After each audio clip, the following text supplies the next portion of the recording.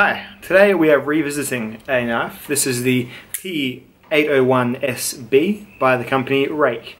Last year I reviewed the P801SF, which was the silver version of the same knife, and I thought it was very, very good. I gave that away to a friend. I had another one, I gave that away to a friend. These are great gift knives and truly good standard everyday carry knives for people who don't want to spend too much or don't want to have something that they're too worried about losing. Really, really good value. $45 from Blades of Oz available right now. I'm going to talk to you about what I like so much about it. You know, it's going to be a review, so there'll be a couple of things that aren't great, but keeping in mind this is 45 Australian dollars. Lord knows how much it is in America, probably about half that I'd imagine. This really is some of the best bang for the buck you can get, in my opinion. Let's take it to the tabletop and have a bit of a look. Alright, so this is the knife closed. It is a stainless steel, you almost say titanium because it's such a common saying, stainless steel frame lock flipping knife.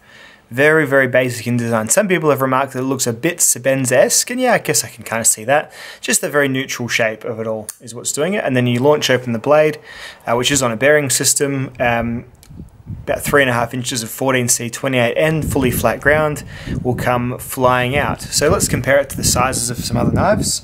Let's compare it to my sort of favourite knife, which is the Spyderco Spidey Chef. You see it's about the same size.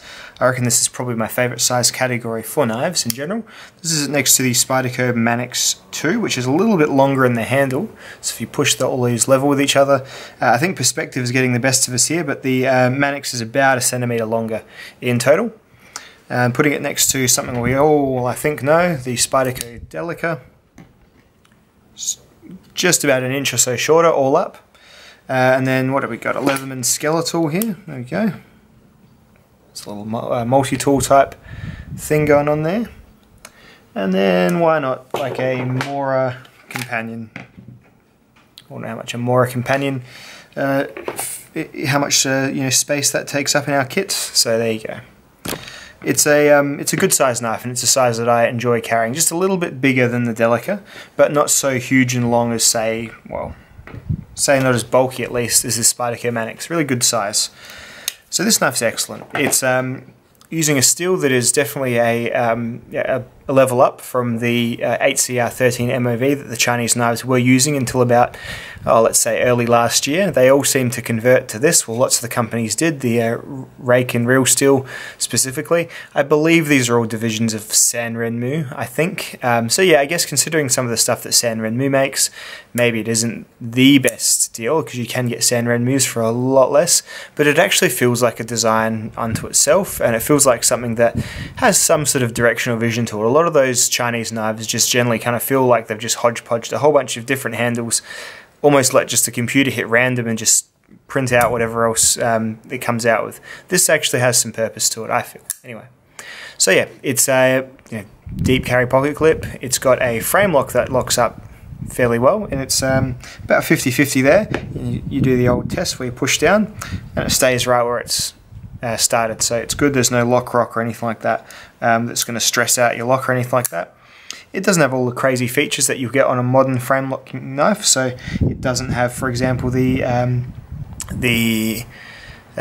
always forget what it's called. It doesn't have the over travel stop, and it doesn't have the stainless steel lock interface. That's what I'm looking for, lock interface. I mean, it's stainless steel on its own, so I think those are more crucial on titanium and aluminium frame locks. But yeah, it doesn't have any of that stuff. So you really, I guess you could, if you wanted to, you could hyperextend that lock all the way over, but I don't really see that being too much of a problem. Haven't had it happen to me before, and I have used these fairly extensively as well, so I haven't had anything go wrong with these. As you do get with some of the cheaper ones, you might use them and then find the lock is stuck open because you've done a lot of pressure this way. But yeah, this has no stick or anything even after you do that. It's really, really well put together knife. The blade material 14C28N, when I've sharpened it up to the same degree as the VG10, I can get it to cut almost as long. Now that's a really good thing because VG10 is still sold as kind of like the premium non-powder steel, which I don't agree with because there's things like 154cm around, but it is still sold as that, and yet this is sold as a budget steel by a lot of companies. And it does, I'm not going to say it does the same, but it seems to do almost as much.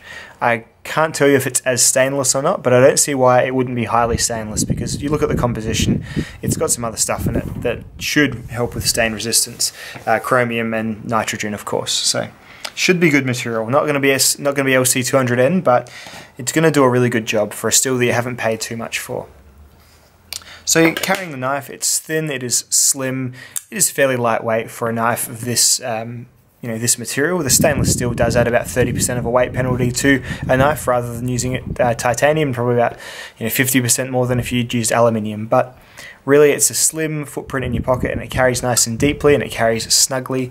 Has a flipper that isn't too jarring, is actually quite nice and rounded, but certainly has enough purchase to be able to flip it over without worrying too much about gripping it correctly and all that sort of thing. It's also really nice. It's got no lock bar sensitivity, so even though the tent ball is on the inside of the lock bar, you can squeeze this all you want, and the knife will still fly out just fine. So even if you really reef down on it, just a little bit more pressure is needed. So it's got that to a T, which is really good. It's often the smaller frame locks, even the Mass Drop Falcon I had the other day, you really do have to modify your grip on that to be able to get it to fly open really well. So yeah, anyway, I guess the main question of this is, after a year, do I still feel like this is about the best knife you can get for the money? And yeah, I absolutely do.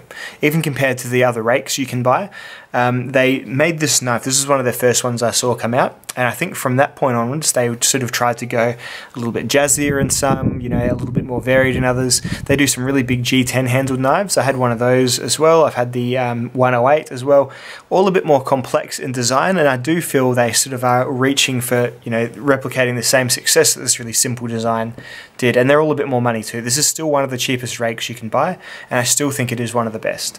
Ergonomically, it is absolutely fine for everyday carry tasks. When I did my rope cut test on it, it is a little bit on the thin and the square side to do this grip, which is what I do. So this very sort of awkward, where I have the lock and sort of this area of the knife pinching between these knuckles, it is a little bit awkward for this. Not the most comfortable thing in the world for doing my repetitive rope cutting testing. However, simply holding in the hand and giving it a good squeeze, you won't notice too many hot spots. The clip is nice and round and tall, so it doesn't stick out and cause a hot spot like, say, the Spyderco wire clip sometimes can at the top where these two parts protrude. So none of those sorts of issues there. It is just a good neutral basic grip. This forward choil here, if you really reef down, can sort of feel like a little bit of a rise that might not be completely enjoyable, but really for what you're using it for, which I would guess would just be whip it out of the pocket, cut a single thing, put it back in the pocket, no worries at all. In terms of grip, as in slip grip, it has some jimping on the top, and it does have enough of a recess there to hold you in place. If you were to, say, try and pull the knife forwards out of your hand by the blade, it would take a fair bit of strength, and fairly remarkable situation to do that for you. If your hands were to become wet, I think again the jimping and the forward choil would hold your hand in place well enough to be able to use the knife for what I imagine are the sort of fairly limited purposes that you would use your everyday carry knife for. This isn't the Manix 2. The Manix 2 is a knife that is designed ergonomically and with choices of steel and with handle material to be that sort of durable all-day use kind of knife. This is a bit of a different beast for sure. I've gone and put a 17 degree inclusive edge on it, sorry, not 17 per side edge. Was a little bit steeper than the factory grind came. It had to back up just a little tiny bit when I did that, and it is, I believe, 20 degrees or so from the factory, which is still just fine. It did come hair shaving sharp, but as with everything, it's a really nice steel to work with, so I wouldn't, I wouldn't go as far as to say everyone should do it, but I would suggest, if you are adept, have a go at maybe slimming that edge out a bit. It'll really increase the performance for you, no doubt about it. So yeah, what we've got here really is a knife that carries really well, cuts really well, is really well put together, and is priced excellently. It's still one of my favourite knives for the price, and even when I drag my mind over all the other options you can get, under $50, they really do start to slim out a little bit, in Australia at the very least. Even your 420HC Bucks and Leathermans are going to be either this price or a little bit more.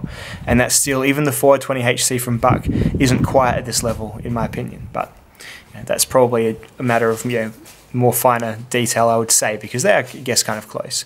But anyway, if you're happy buying China, which I know that for some that automatically rules it out, if you're happy buying China, these make great gift knives for people who you want to buy knives for. Say if you have a team at work that you want to get a knife for each, this would be a great candidate for engraving. It's got this nice big face here, and it's cheap enough. You could get a team of 5 blokes, one of these each for $250.